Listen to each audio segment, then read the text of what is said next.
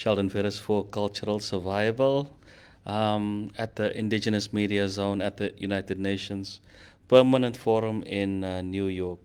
So we want to just talk about journalism and how possible it is to report freely and fairly. And my next guest is Andrew Arinitwe. He's from Uganda. Andrew, can we ask you to do an introduction for us? I'm so grateful. Thank you so much, Sheldon. Lovely to be here in New York. Meet so many people here from many countries, Brazil and Colombia. Meeting many people just like you, also from South Africa. We discussed earlier on, so it's really very nice to meet you. My name is Andrew Arinitwe. I'm a journalist. I've worked for close to over 10 years with the local media in my country, that is Uganda. So it's not my first time to be here in New York. It's like my second time. Back, I was here in 2016, now 2024 now. So it becomes my second time. And over the years, I've been working with television, and now with my master's, which I just finished with Aga Khan University, I pushed on now to start writing. So writing with local newspaper right now. So, but my vast experience has been in video, and it has been a journey. We are happy to be part of that journey. Tell us about the publication that you work for currently. You mentioned video, you mentioned print. Just is it mainstream media, community media? Give us just an indication of what it is that you do exactly, and tell us about the publication. Yeah, well, in the initial stages, which is actually so funny, and this is just so telling of the kind of environment we work in countries like Uganda and also other African countries, is that there's a high unemployment rate. So you find many students graduating from school with a certain profession, but then pivoting into something else. Yeah, I know also this happens in the US where people finish like certain programs and then they end up into content creation. I know that happens, but in Uganda it's just because people are moving there to try to get an income. So in my experience, I finished with business administration, but then I pivoted into journalism because there were no jobs. Yeah, I couldn't find a job in accounting. So then I was with the church. I was working with the church, and then they ended up starting up a television. Actually, there's a lot of religion when it comes to Africa, and especially in the Great Lakes region, which is Uganda, which is in the East African region. So then I ended up working with a Channel 44, which was a religious media station, and then I moved on to mainstream, which is NTV, which is one of the best televisions in Uganda, rated highly in terms of indigenous local news. So they are rated highly. People watch them because of the content they produce. They like it because they are not government leaning. It's because they are private leaning. So when they are private leaning, the kind of information they give out is unbiased. So that's why the audience loves them. When you come to other televisions, which is the government station, which is UBC, and others which have a tendency to get more advertising from government, they tend to produce content that is not appealing, and then they try to sugarcoat it. So the audience already knows, so they never watch them. So they watch NTV. So I got there, I also worked.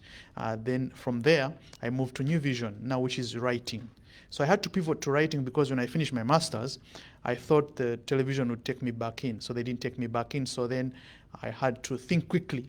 I had to think quickly on how to survive. And then the New Vision said, oh, yes, we can take you in as long as you can write.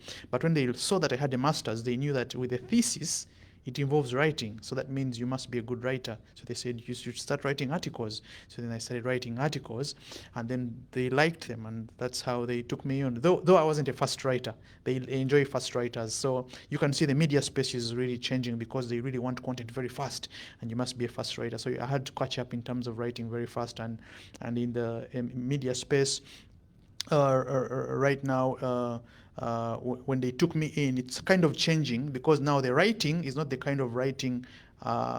When I speak about it, it's not that they are looking for people who are actually writers. They're looking for someone who can do like multiple things at the same time. So they want someone who has experience in a bit in television. They want someone who has experience in podcasting and also writing. So when they take you in, you should be able to do like 5, 6 jobs and get a salary payment of like a one-off. So right now they're trying to reduce costs, and it's kind of very tough for the media right now because most advertising now is shifting towards content creators, influencers. So people find more influence in terms of content creators when they are looking for market. So it's much easier now to pay influencers than going to the media. So the money is now going away, and little money is coming towards the media. So they're trying to catch up. And yeah, that's how I entered New Vision, and I've now been working there for 2 years. And yeah, it's a lovely place, but it's government owned. So even when I'm producing content, I have to be careful because there's content I can produce and they'll never take it. It will be shelved. Yeah, so I think that those are kind of the hindrances we are facing right now, working with government media. And just in an earlier interview that I had with one of the expert members of the permanent forum, we spoke about the difficulties of indigenous peoples from around the world making it to conferences like these. But speaking as a journalist, I think sometimes um, there are two negatives. One, you are a journalist; people don't want you to write and tell stories. Two, you are indigenous.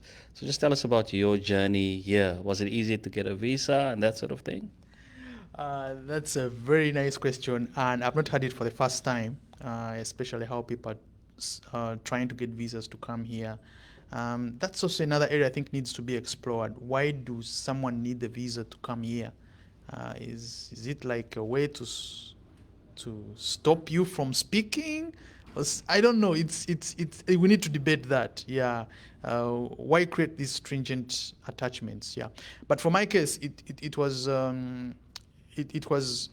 through applying to the United Nations and asking for an invitation. So typically, when you ask for an invitation, you're supposed to use that to present it to the embassy. In my case, I think I was lucky because when I applied here, they then took long. Actually, they take very long to respond. Yeah, so if they respond, you're really lucky. Yeah, so I had to then write another email telling them time is fast moving and you need to respond to me and let me know whether I'm going to cover this conference or not. And then they responded and said, oh, we need more documents.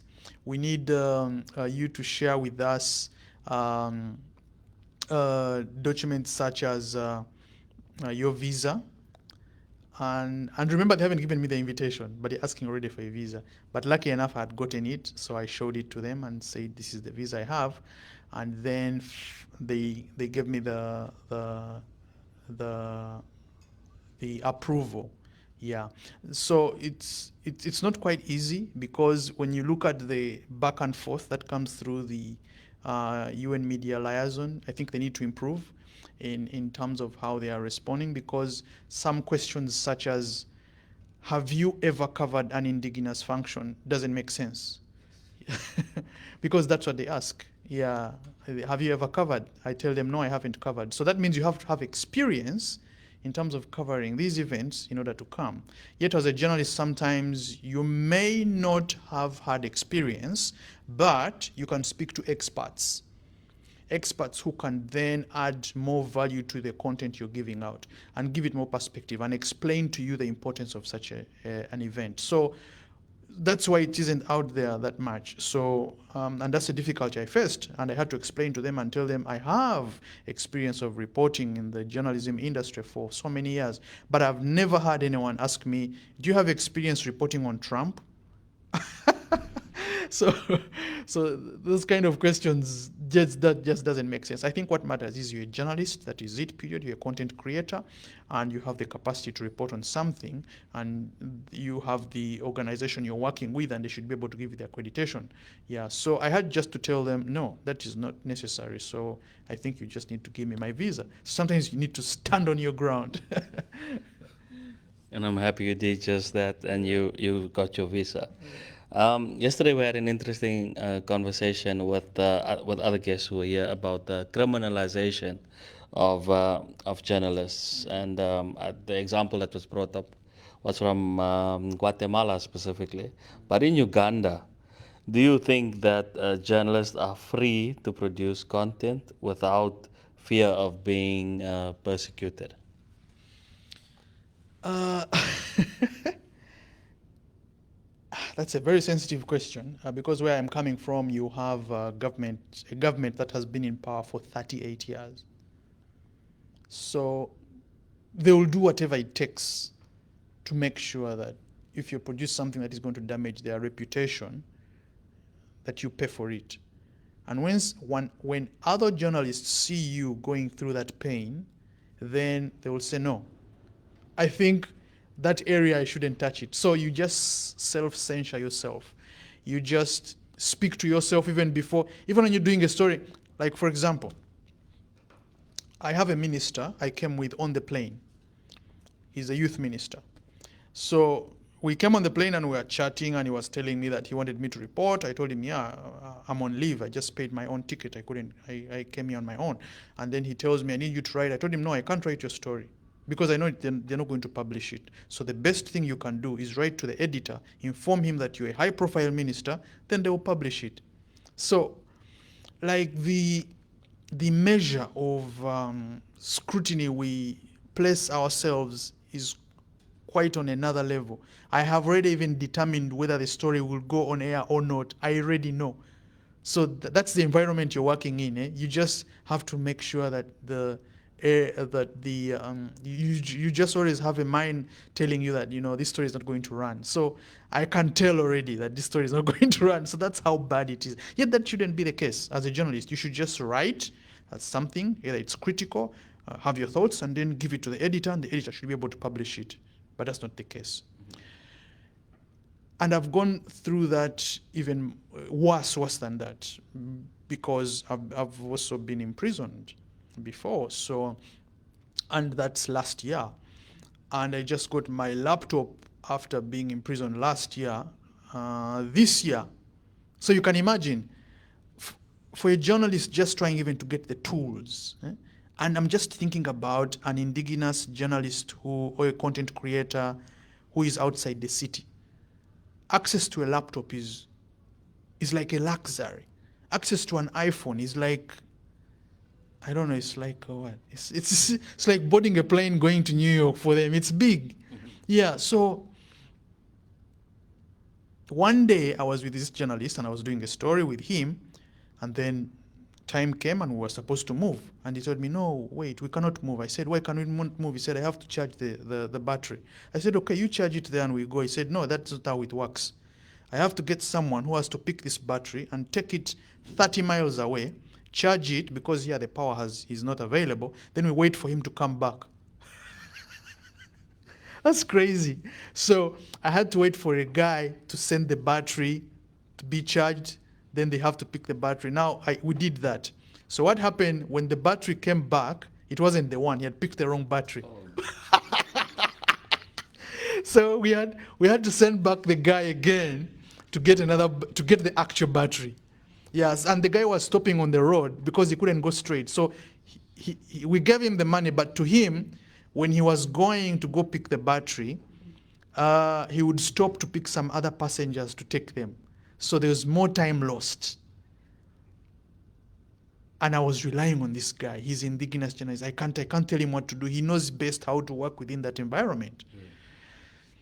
So then the laptop. I think had issues, and he was asking for money. I think he was like, we need to be on the internet, something like that. Then the internet was also slow, so we had to go on his pace. And then he knew the community around. So you can imagine the kind of environment an indigenous journalist goes through to be able to produce that content. Me, I was a writer, but he had the video, so I needed to rely on him to produce that video. So later on, when we finish, I do the article, he takes the pictures, then he sends them to me, then we have the story published later on. Now, during the time when I was doing that exact story, what happened is that I ended up getting imprisoned because an international media was asking me to go and do a story about a teacher who had sodomized a boy, and they were trying to find out if it was true. So then I wake up on a Sunday morning, I go to the school, and I walk in. So I look for the headmaster, I give him a phone call, I send him text, he's not responding. I send him a WhatsApp, he's not responding. So when I pass through the gate, the security guard looks at me and says, he just waves, and I pass. So when I pass, I see a student, and I try to speak to them about the situation I'm trying to investigate. And the student tells me it's actually true. I say, oh, wow. While I'm talking to the student, someone touches on my back, and then it was the headmaster calling me. So when I looked at him and the person who was next to me told me that's the headmaster, then I was like, great, I'm going to speak to the source, the man who knows everything. And when I tell him I'm a journalist, he's annoyed, and he wasn't happy. And the next moment they bring military. Yes, that was happening. So he told me the next thing the military was around me. The next thing I was on the ground. I took off my shoes. I took off my jacket. They started checking me. They looked at the laptop. They were like, what do you have in your laptop? What's on the phone? What have you filmed? The next thing, police is all over. The next thing, they're calling my editor. Phone calls are flying in. New York is calling. And they're asking them to release me. It was so crazy. And I was like, okay. So that's how that's what it means to work in a third world country. That's what it means for an indigenous journalist. That's what it means for us journalists to work in a country where a government has ruled for more than 38 years and is going to continue ruling for the next 40 years, and now the president is passing over power to his son. It's not that you're going to vote and that guy will go through. And the constitution has been usurped. Term limits used to be there, they're no longer there. There used to be an age limit. The president has removed it. The entire parliament is under his grip. So it's so scary that even you as a journalist, as you're trying to write down perhaps these indigenous stories, and you're trying to write down what's happening in your community where people need health services, people need education services, people need infrastructure. People just need that. They don't, and sometimes the country has reached a point whereby people are like, we don't care about the presidency. Let him remain in the presidency, but what we want are services. Mm-hmm. But even the services are not being provided. Right now, as we speak, there are protests over taxes. The taxes are increasing. And do you know why they're increasing? Because sanctions are being imposed, and there's a new law that has been passed, and funding has gone down, and the only source of income right now is through taxes. So it's crazy. And you have all these youth who are so many, and when you go to the airport, what you see is a line of youth lining up to board the plane. Most of them are putting on hijabs. They are not Muslims, but they're just going to get jobs. It's a long story, but it's interesting. So at the school, I'm incarcerated for 1 day. They give me bond. The noise is too much, but not too much. Negotiations are going on. They say no. And then they remand me to the prison. So I spent there 5 days, and then I came out. Then the case went on for 6 months. Then it was dismissed because of lack of evidence, because there was no evidence to show that I had illegally entered the school. So, but they just didn't want the story to be aired. And that sends a message that if a high-profile journalist can be incarcerated, what about me, a journalist who is not known, a journalist who is far away, who cannot get services of human rights lawyers, a journalist whose bond cannot be paid because it may be expensive to pay, a journalist who may not be given food while incarcerated, phone calls, care. I'm lucky I got that. But you think about an indigenous journalist, how far they can suffer just trying to survive through such a situation. So mine is a good example of what's really happening in Uganda. A good example indeed. An in-depth look at indigenous journalism. Andrew Arinitwe from Uganda, representing the motherland. Sheldon Ferris from South Africa for Indigenous Rights Radio.